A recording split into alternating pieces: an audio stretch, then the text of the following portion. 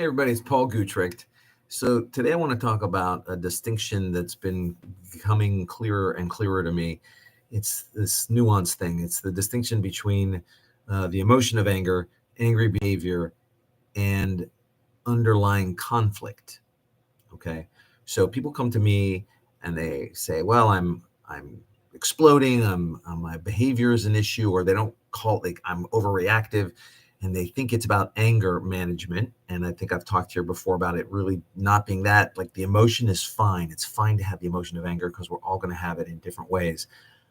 It's angry behavior management. It's the behavior we're trying to manage, right? So then what I start to notice is people coming back to me and saying, "Hey, I'm not yelling anymore. I'm not throwing stuff.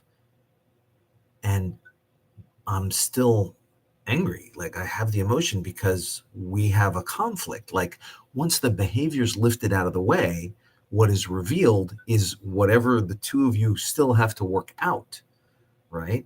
And then the tricky thing about that is now conflict is something between two people.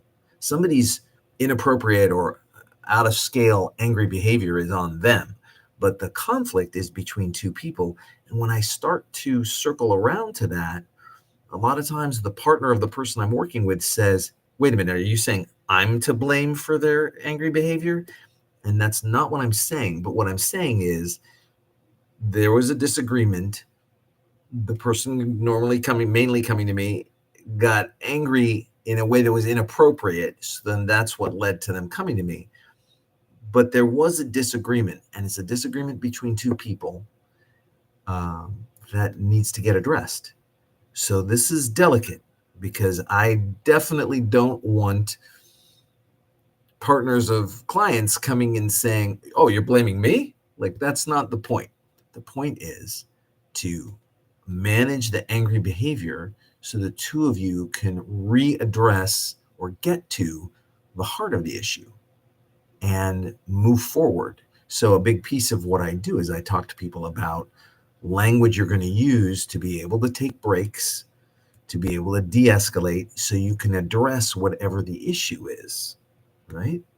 So that's an important distinction that brings in the other person in a meaningful way, in a way that helps you move forward with your vision of your relationship, okay?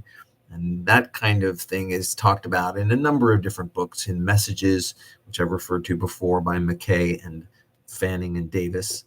That book, Messages, talks about creating more context for your relationship.